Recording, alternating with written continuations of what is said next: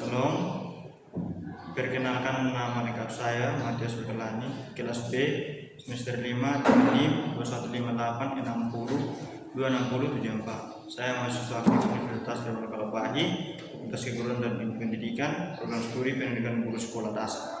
Sini saya akan membawakan materi tentang pengembangan kepribadian dan potensi diri dengan dosen pengasuh mata kuliah Bapak Anton Setban, SPD MPRK. Selamat menyaksikan. Baik, di sini saya akan membahas 4 pokok materi.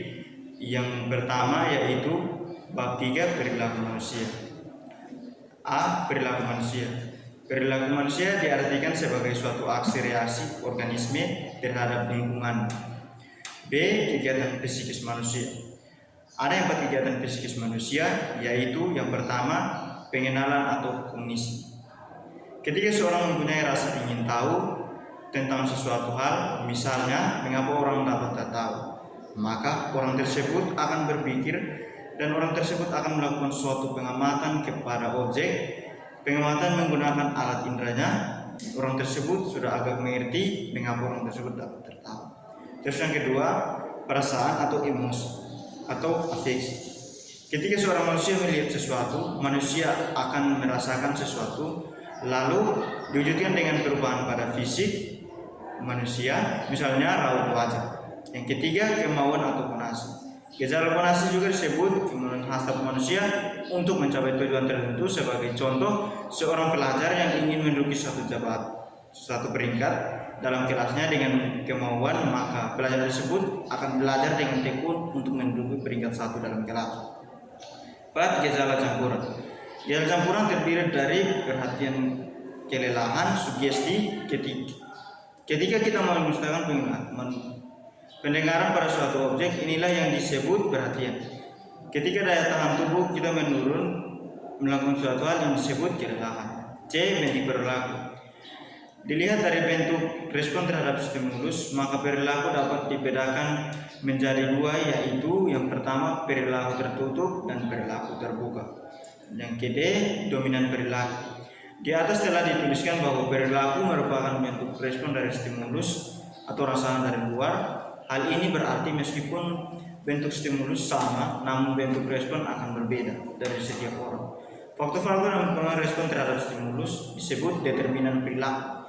Determinan perilaku di belakang menjadi 2, yaitu yang pertama faktor internal dan faktor eksternal.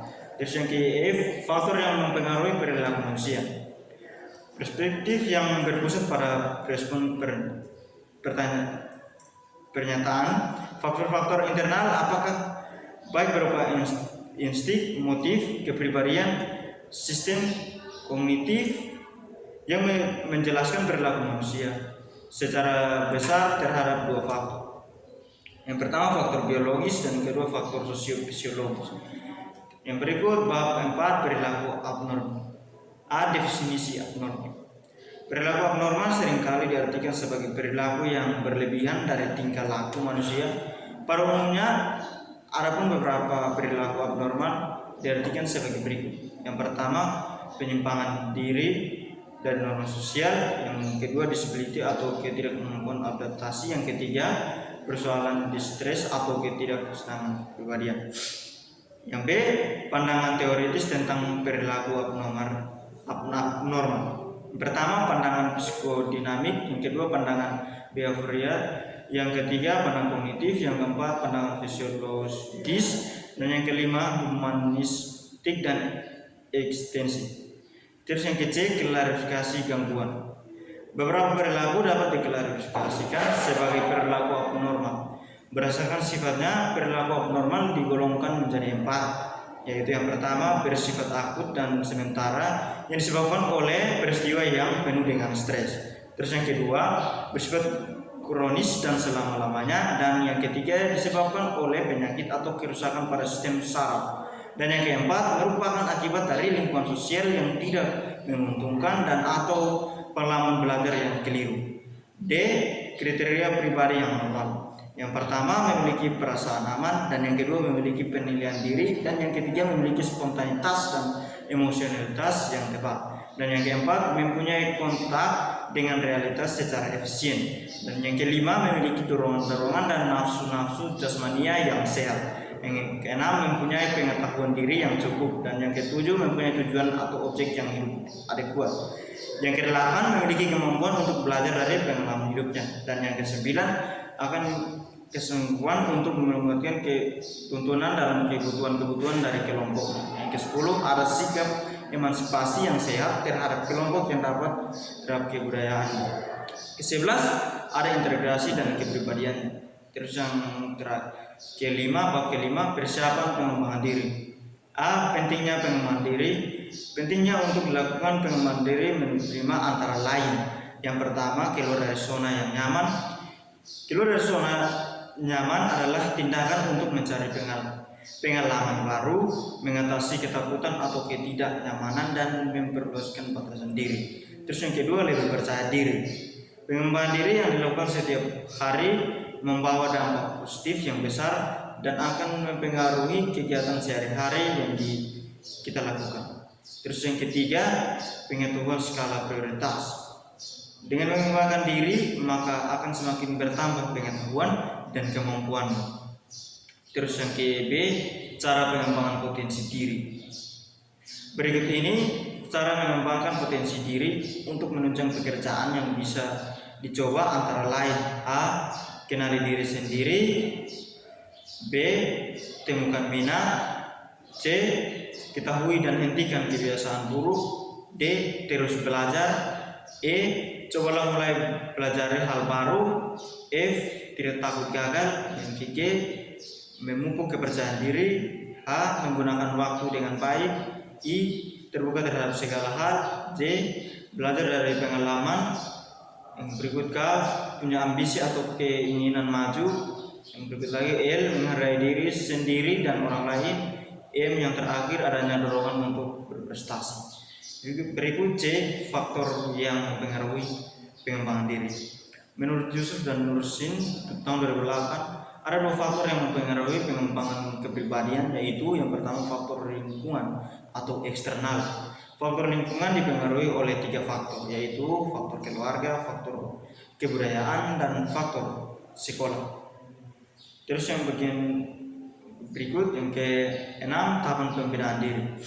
Berikut beberapa langkah pembinaan diri, diantaranya yang pertama, 1. Identifikasi tujuan pembinaan yang dilakukan, yaitu A. Pembinaan akademik akan membantu siswa mempelajari keterampilan yang baru untuk belajar menulis dan berhitung. Yang ke-B, pembinaan pengembangan diri berfokus pada perkembangannya dan keterampilan kepemimpinan atau sosial atau pengembangan karakteristik seseorang. C. Pembinaan diri di tempat kerja biasanya memasangkan pegawai baru dengan pegawai yang lama untuk mengamalkan tugas-tugas dan pekerjaan-pekerjaan tertentu. Yang kedua, tentukan format pembinaan yang Anda ingin terapkan.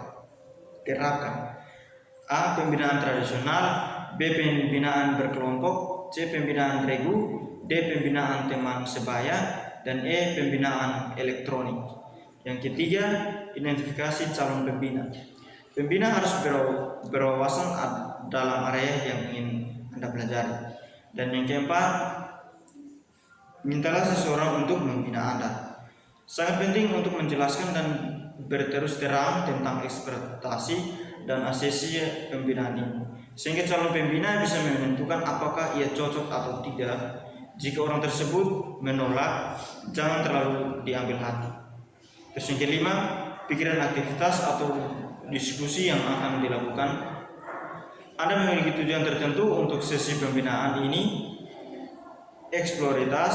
Eksplorasi berbagai hal yang akan Anda pelajari dalam pembinaan tersebut. Yang pertama, buatlah daftar hal-hal spesifik yang ingin Anda pelajari. Dan yang kedua, tuliskan agenda tentatif untuk sesi pembinaan. Yang berikut 6, buatlah sebuah struktur untuk sesi pembinaan, yaitu A. Tentukan waktu dan seberapa sering pertemuan akan dilaksanakan. B. Tentukan tempat pertemuan. C.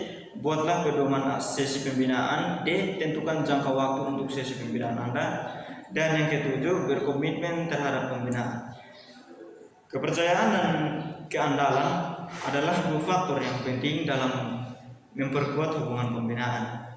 Yang kedelapan, jenis dan sifat pergaulan. Pergaulan seorang anak dalam lingkungan akan berpengaruh terhadap faktor yang dimunculkan dalam dirinya. Yang kesembilan, faktor genetik atau faktor pembawaan. Faktor internal adalah kecakapan dan keterampilan seseorang anak.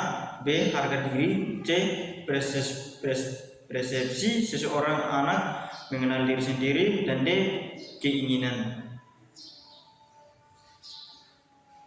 Baik, demikian materi dari saya. Kurang dan lebihnya saya mohon dimaafkan jika ada kata kalimat yang menyinggung perasaan. Saya mohon dengan maaf, dan selanjutnya kita akan bertemu di lain waktu. Terima kasih. Salam.